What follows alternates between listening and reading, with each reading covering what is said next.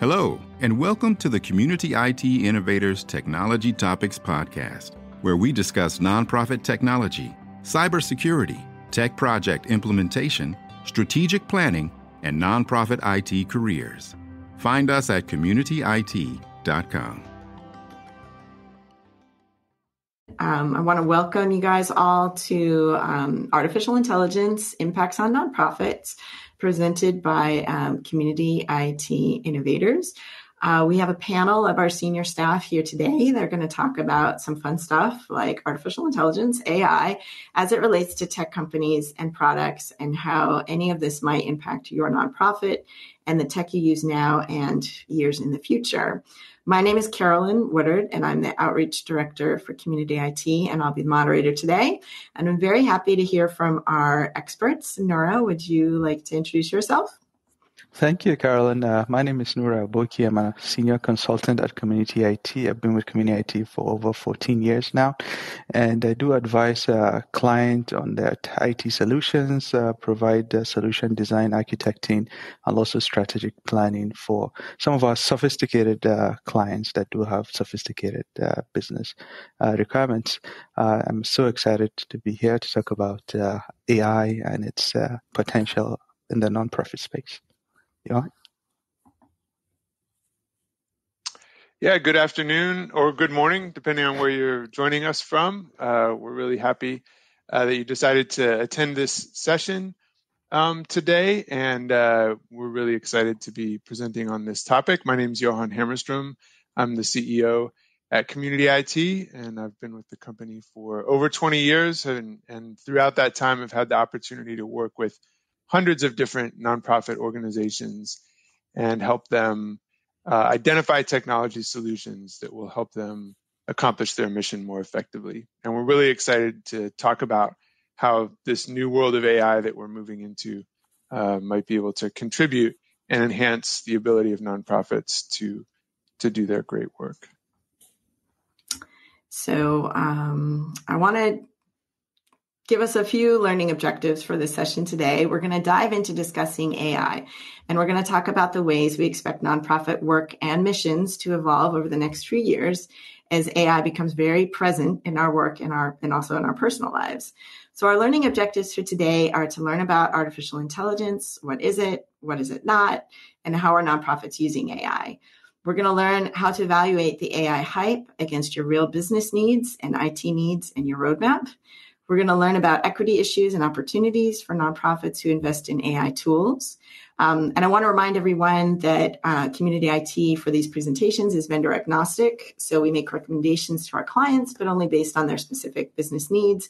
We never try to get a client into a product because we get an incentive or anything like that. We do consider ourselves to be best of breed providers. It's our job to know the landscape, what tools are available and reputable and widely used. And we make recommendations on that basis for our clients based on their business needs, priority, and budget. So a little disclaimer out of the way.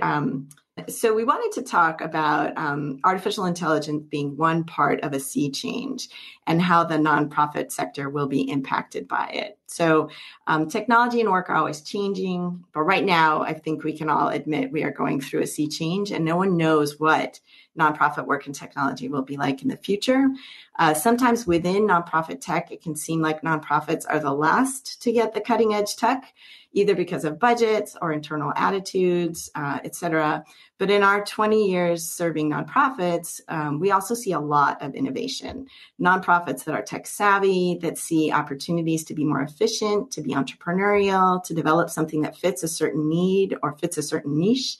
And many nonprofits, as we know, act like startups. They see a need, they try to address that need, and they have a vision of how they want to make that impact. And a lot of times technology is an integral part of that vision. And on the other hand, we've seen many times when there's a new technology that kind of stumbles onto the nonprofit market and tries to dive in and market to nonprofits, trying to market products and tools that maybe aren't really set up for nonprofit clients, aren't needed, maybe aren't appropriate. They're kind of try to jimmy them in, like hack them to make them fit a nonprofit need. So in my time at nonprofits and in technology, I kind of have developed an attitude that a healthy dose of buyer beware is pretty much always appropriate. There are a lot of companies out there that see the nonprofit market and are just like, oh, we can easily sell here.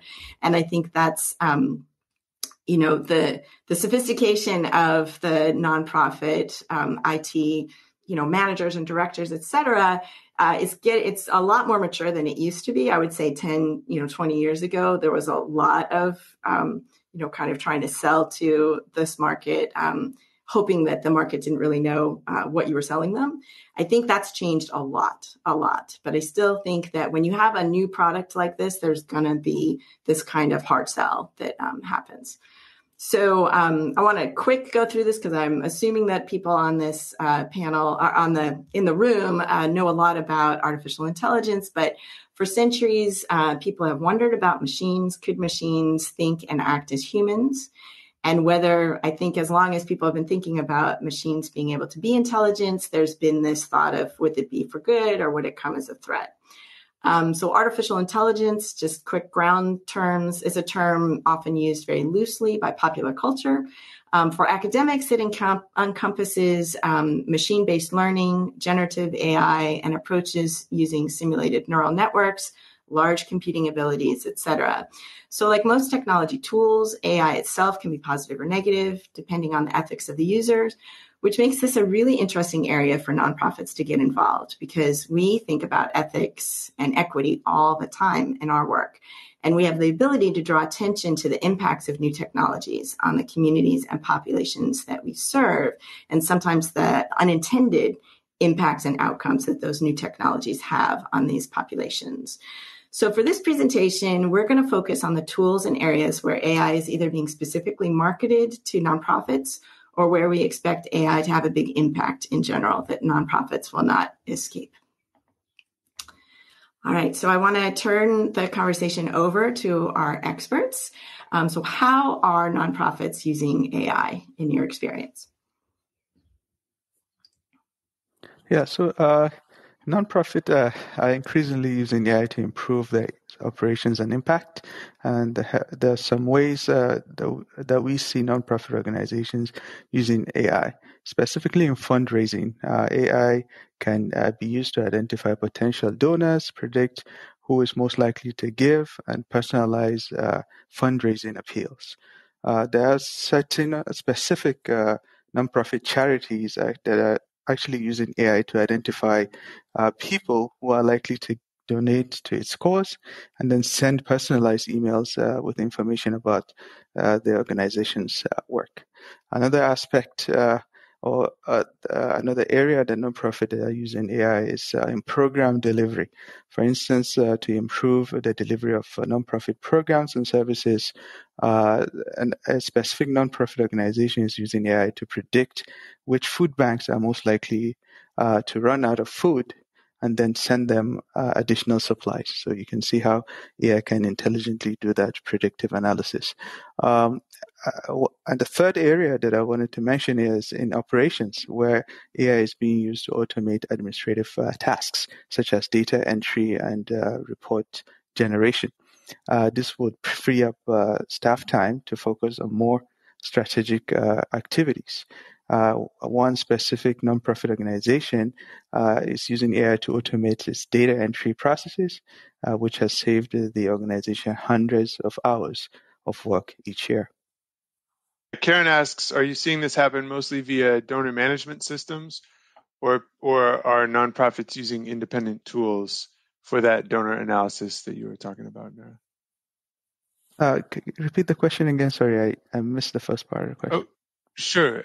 So in terms of, and maybe more broadly, the different areas where you're seeing nonprofits using AI, are they doing it through independent AI tools, or are they doing it through AI tools that are sort of being built into the traditional systems that they're already using?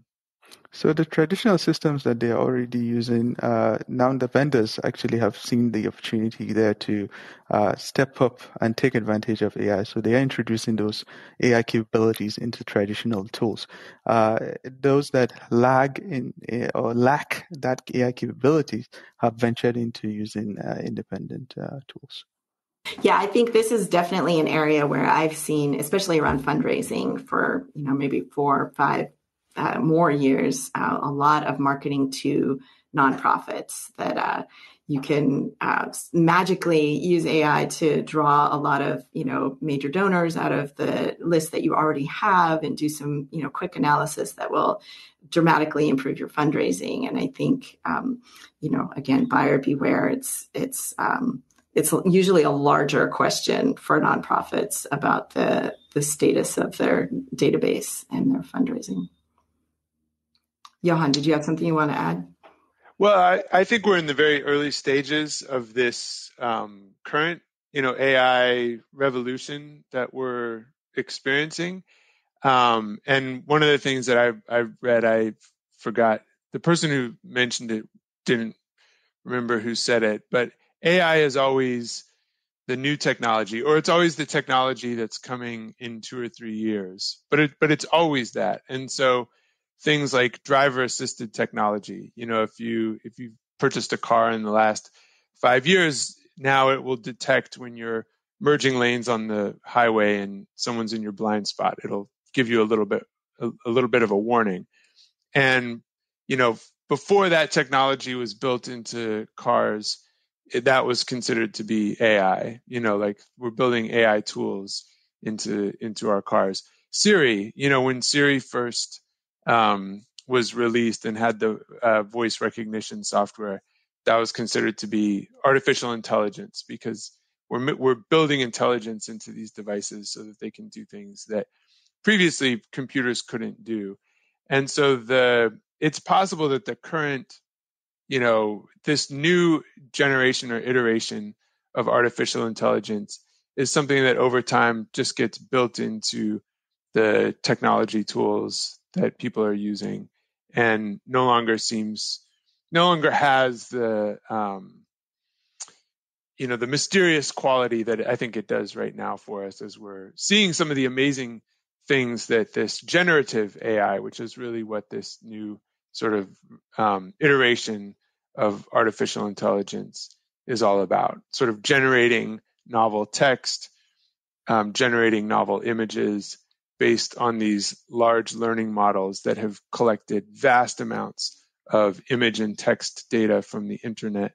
And then, through the massive computing power that the big companies like Microsoft and Google have been able to, generate these algorithms that can have been able to train these algorithms that can generate these new, like generate text that appears like it was generated or created, by a human being, or generate images that appear to have been created by a human being, but were actually generated by these large learning models instead. One of the main concerns we have is privacy. And we noticed that some of these tools like ChatGPT, for example, are focused on the end users, but do not at this time have an admin portal where an organization can manage privacy, assign licensing, put in place restrictions. How should organizations deal with this aspect of AI? That's a great question. I mean, I think so, and I don't know if I have a great answer to that. I don't know if I have a great direct answer to that question, but like there are legal issues that we're in the very early stages of trying to figure out as far as all of this goes. So all of these models were trained on vast amounts of data that are available on the internet. And so the question then becomes so you can go in and do a prompt, make me a picture of someone riding a bike in the style of this particular artist.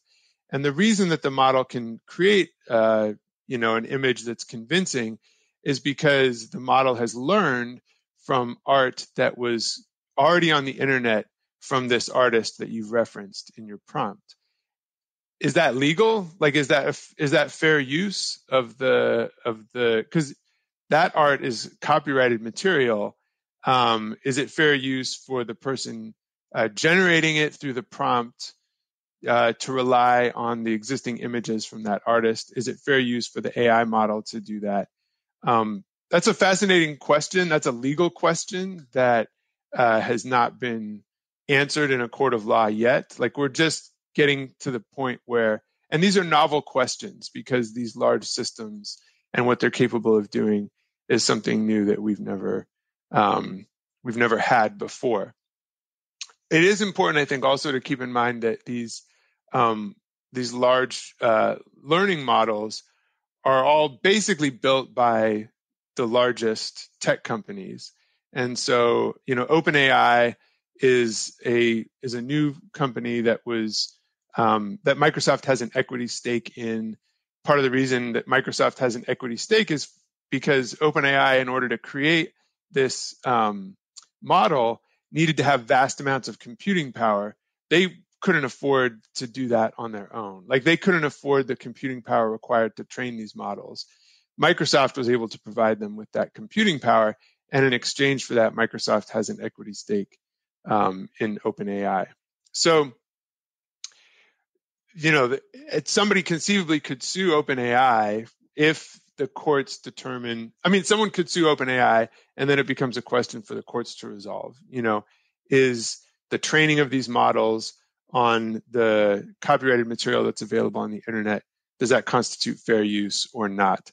Those are questions that need to be figured out. Once those questions get figured out, then ultimately Microsoft and OpenAI become liable for either shutting down those models that have been trained on material that the courts might find to be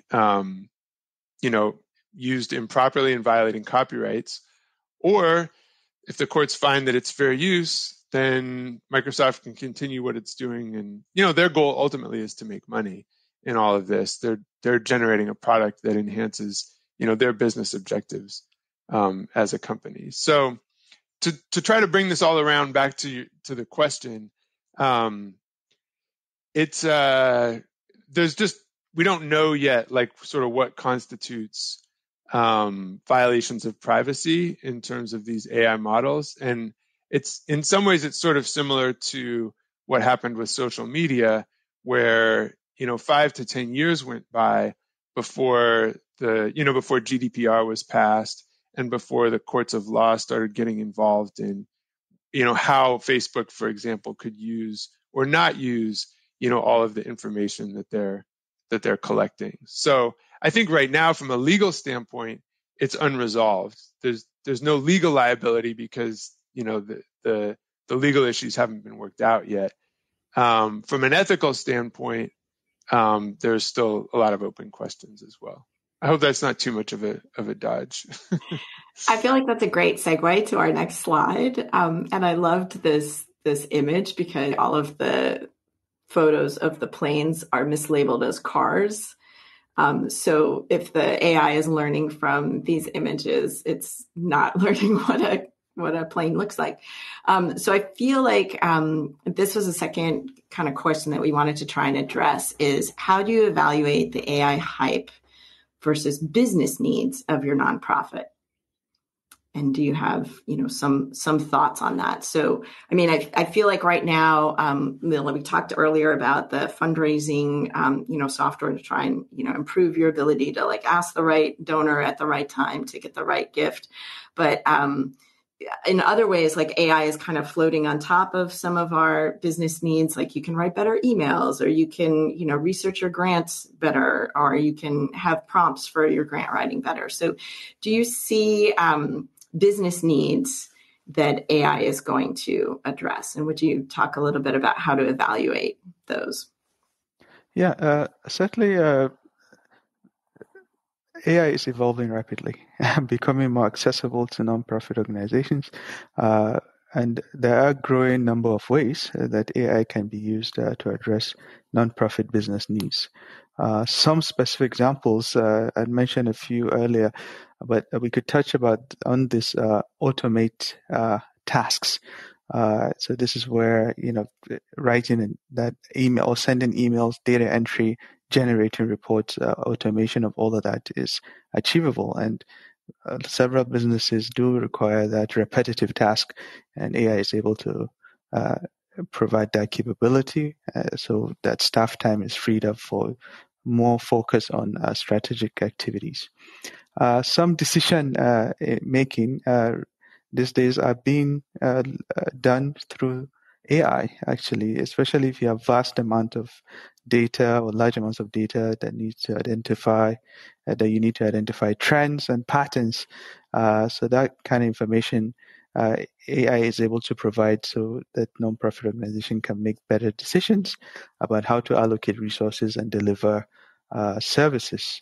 So sometimes in distributing limited resources, one has to figure out where is the best place to provide that resources, or who's the best person to actually give that resource to. So AI can help to provide additional insights that can help with that informed decision. We talked about personalized services to tailor certain services to individual clients or prospective donors.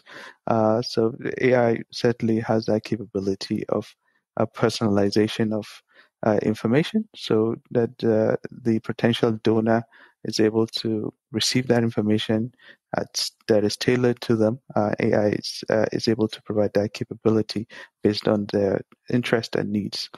Going back to fundraising, I mentioned that you can actually personalize fundraising appeals, identify potential donors, as well as track donations. AI can all be used in raising funds. If organizations are looking to recruit volunteers, AI has that capability in the recruitment appeals, potential finding or identifying the potential volunteers, and also tracking their hours, the volunteer hours. Even if after recruiting the volunteers, managing the volunteers, AI can provide that capability of assigning tasks to volunteers, tracking the hours of the volunteers, and providing feedback to them as they help you achieve your mission or achieve the mission of the nonprofit organization. Lastly, there's AI can be an advocate for change on behalf of the nonprofit organization, where it analyzes data on social issues, identify policy solutions, and help develop advocacy campaigns. AI is so powerful these days that it can actually help a nonprofit organization in their operations and provide great impact. As AI continues to evolve, it's likely that there are even more ways that AI can be used to address nonprofit business needs. Yeah, and I think that the trend in technology is generally towards centralized, managed systems. So if you think back to when websites were brand new, kind of the first generation of websites were hard-coded in HTML, because it was this new technology, very exciting. Everybody built their own website sort of by hand. And then over time, that got replaced with, I think, Microsoft Front Page. Those of you who go back far enough may recall, where you could, build the website in an interface and then have it turned into the HTML. And then there were content management systems, but they had to be custom built. And now basically we're in an era now where the majority of organizations have their website in WordPress or Squarespace, or there's a small number of sort of platforms that solved all of the problems that made doing it difficult, and then solved those problems in a scalable way and created a solution that a lot of people could use. And that you see that pattern repeated over and over again when it comes to new technology. So I suspect that that'll probably be what happens and what is already happening with AI. And so nonprofits don't need to worry that if they're not using using these generative AI tools in a very technical way, that they're somehow falling behind. Chances are the tools are eventually going to get incorporated into the software packages that you use to accomplish your mission in various ways. And so one example of this is Copilot, and that's something that one of the earliest uses of generative AI came from Microsoft in GitHub. So GitHub is the coding repository that lots and lots of developers use to develop software code. And Microsoft, an early version use case of OpenAI, was this utility called Copilot. And you could basically have a developer could have Copilot running alongside the screen where they were doing the coding, and Copilot would start to make suggestions. Have you thought about coding it in this way? Have you thought about coding it in that way?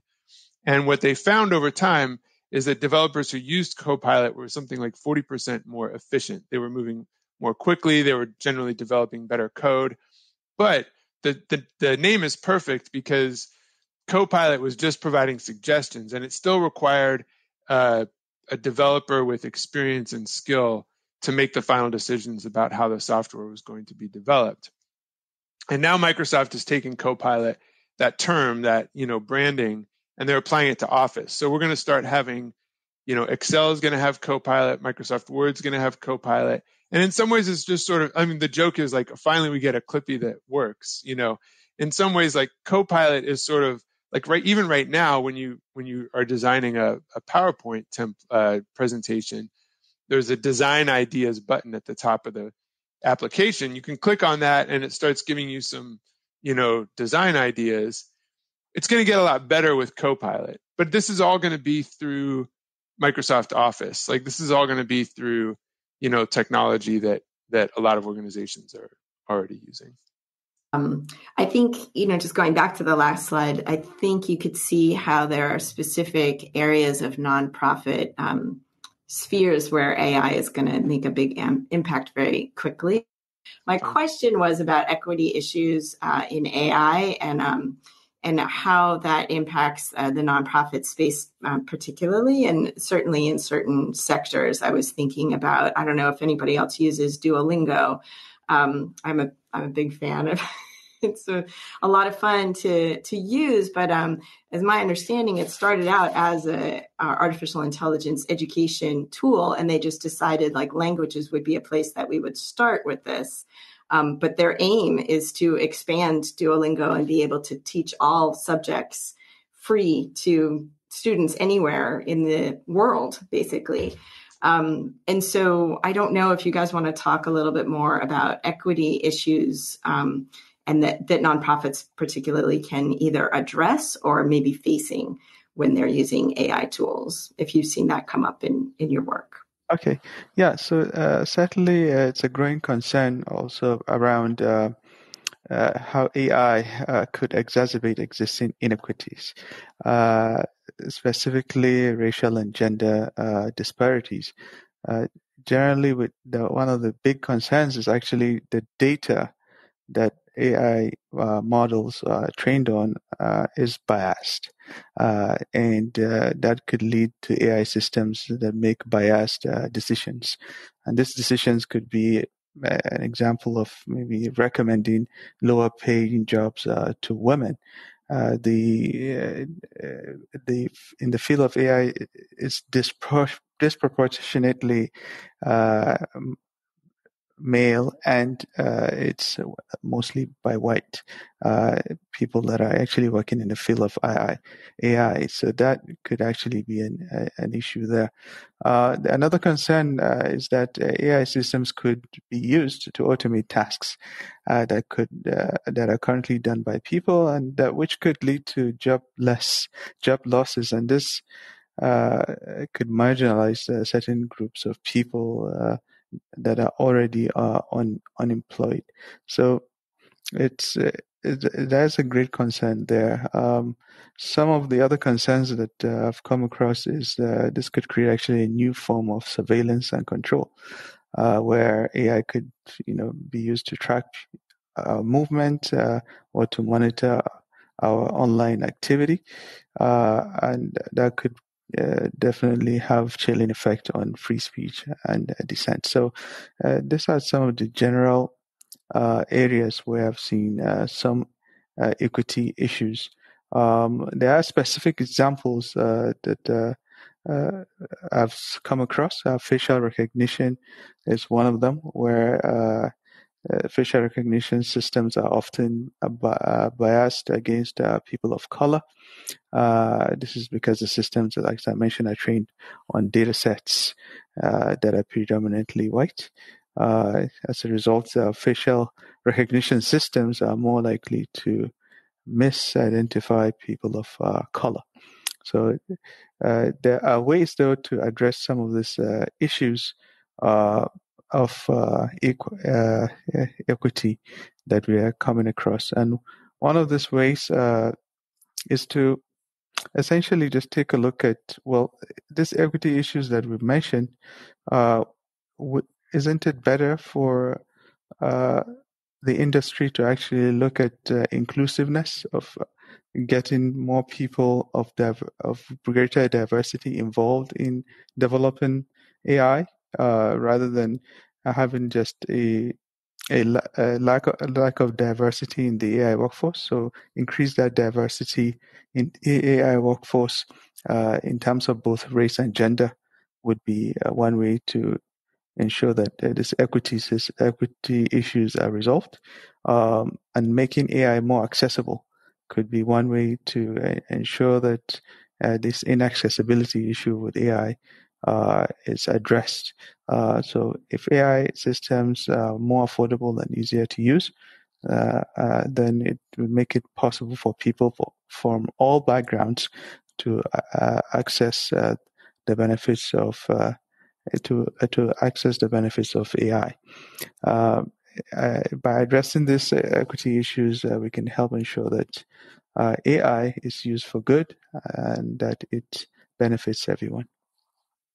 Yeah, I think that those are really great points, Nura. And I think it just goes back to the importance of understanding what this is. Like, this term AI is kind of a blanket term that is there's a sort of magical quality to what's happening right now. You see the images and the text that's being created, and it seems really remarkable. But it's important to remember that computers are not creating these things from scratch. These systems are basically taking vast amounts of data and then using that data to generate images, text, sound, video files, increasingly in response to specific prompts that are being made. Search is an area where this technology is probably going to become more and more common, and there's going to be a huge battle between Google and Microsoft and Bing in particular. Microsoft is hoping there's a new era of search and is hoping that Bing can defeat Google in that new era of search. So there's these huge corporate battles that are taking place around this technology. But all of that is important to remember, because what's going to become more and more important is gaining skill and experience with prompts. So the ability to prompt these systems, it's going to be sort of like a next level of coding. Being able to code effectively, write computer code, is a new skill that sort of emerged over the last 30 or 40 years. And being able to prompt these generative systems is another new skill that's going to evolve over time. And then the output that the systems, provide you, being able to evaluate that outcome is another really important skill, not taking it at face value. And Copilot is a really, another great illustration of this, because I'm not a developer. So I couldn't really even use Copilot because there'd be nothing for it to see me doing. But if I said, write me a program that does this and this, and it gave me the code, I'd have no way to evaluate whether or not that is good code or bad code or efficient code or inefficient code. And in the same way, I'm not really an artist either, so I could give a prompt, to Midjourney or Stable Diffusion and get an image back, but I'm not going to be able to necessarily evaluate that image. So the prompting and the evaluation, the prompting that creates the generative output, and the evaluation that determines whether or not that generative output is biased, whether or not that generative output is harmful, whether it's violated privacy and so forth, there's still beings that are going to be needed to evaluate, the output that's being created. But we're still, again, in like very early stages of, understanding those required expertises. I want to thank everybody for joining us today. This was such a great conversation. Thank you, Nura and Johan, as well, for sharing your expertise and your thoughts and your, just deep thinking on this and what we can expect and kind of how it's impacting us now and what we can expect going forward. Thank you, Johan and Nura. This was really great.